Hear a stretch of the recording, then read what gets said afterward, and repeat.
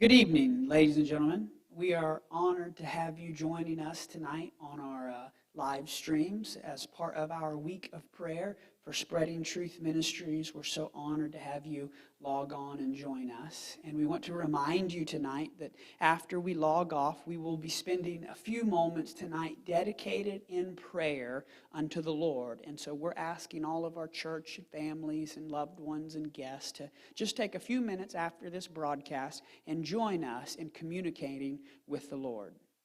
But I would like to speak to you for just a few moments tonight on a title, A New Perspective. And I know you're asking me, why are you indoors talking with sunglasses on? But I want you to know that I did something unique here a few weeks ago. I purchased a pair of color corrective glasses. What they do is they were supposed to help those that are colorblind be able to see colors for the first time. And anyone who knows me will tell you that I was the skeptic. I spent months debating whether I should buy them, did all of the research. I debated whether I wanted to waste the money or not on the lenses to see if they would work. And I didn't really believe that there would be anything different. And then after a few weeks of waiting in the mail, they finally arrived. And I received them. And I put them on for the first time. And I was truly amazed at being able to see colors for the first time in my life. Being able to view things in the world from a different perspective than I ever had before. It amazed me, the new way to see things. The things in life and the colors were so much more vivid.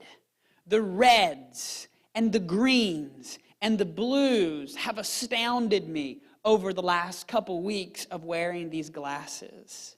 And you know what I found myself doing? Is in this time I found myself having to relearn colors that I thought I already knew. Because now I'm seeing them in a whole new perspective. And the more I wear them, the more I enjoy them in my life. It's a whole new perspective.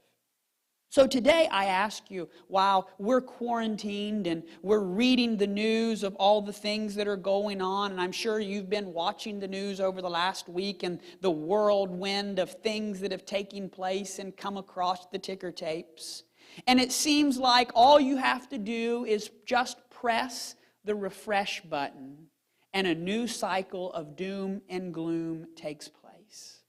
But why don't we, in this time of slowing down, why don't we choose to look at life through a new perspective? Look at our family time under a new perspective. Take this time and slow down and look at the blessings of God in a whole new light.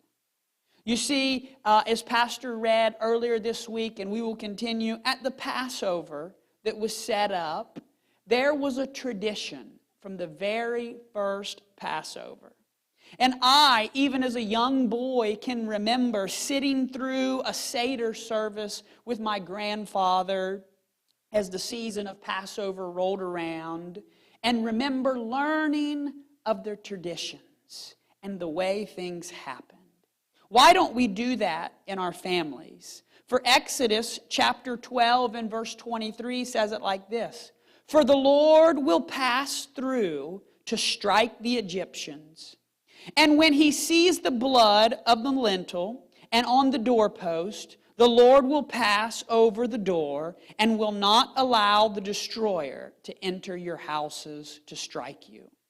For you shall observe this rite as a statute for you and your sons forever.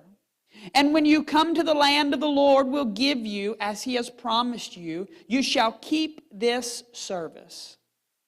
And when your children say unto you, what do you mean by this service? You shall say, it is the sacrifice of the Lord's Passover. For he passed over our houses and the people of Israel in the land of Egypt. And when he struck the Egyptians, but spared our houses. And people bowed their heads and worshiped. In this time of quarantine and this week of prayer at Spreading Truth Ministries, why don't you do like the Israelites did at the Feast of the Passover? Why don't you take this time and this opportunity and set it up as a remembrance to draw your family and your friends together, maybe under your rooftop, and to remember the power and the majesty of God, how He's protected you, how He's kept you. You do not have to live your life in fear that the world would try to portray everything as, because you have a testimony of the goodness of God in your life. Leviticus 23 verses 4 says it like this: "These are the feasts of the Lord, even a holy convocation, which ye shall proclaim in their seasons, in the 14th day of the first month, and even is the Lord's Passover." Here we're told again, remember, in this time of slowing down, remember what God has done for your life. So I come to tell you tonight, we'll make it through this as a people, as a nation. We'll overcome as a church family because we serve a God who protects. We'll look back in maybe a few months or a few years and we'll remember the quarantine of 2020 and how it all took place. But in this moment, while it's happening, use this time to look at your life, to look at your walk with God, to look at your family in a whole new perspective. Why don't you draw your kids to you and tell them your testimony about how good God is?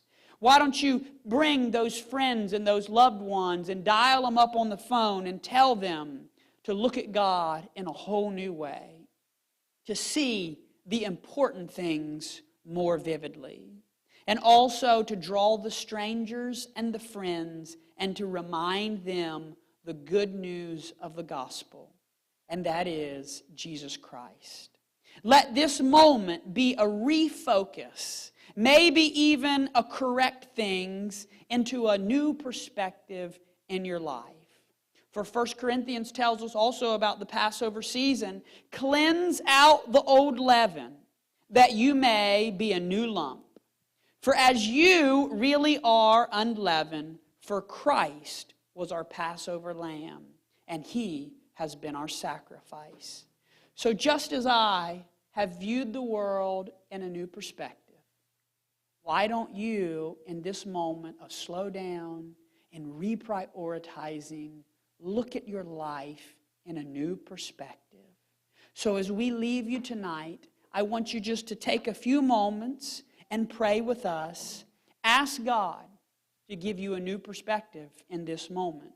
Focus more on the things that matter in your life, and let your light be a testimony to someone else.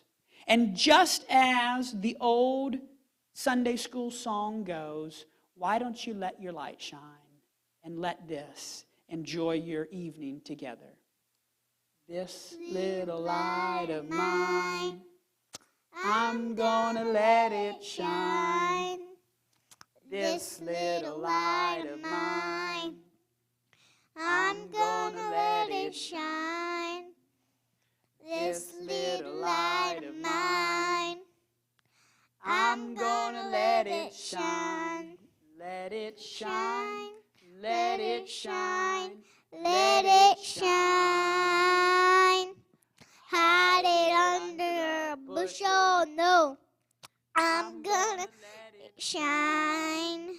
Hide it under a bushel, no, I'm gonna let it shine. Hide it under a bushel, no, I'm gonna let it shine. Let it shine, let it shine, let it shine. Thank you for joining us this evening. Have a blessed life in the name of the Lord.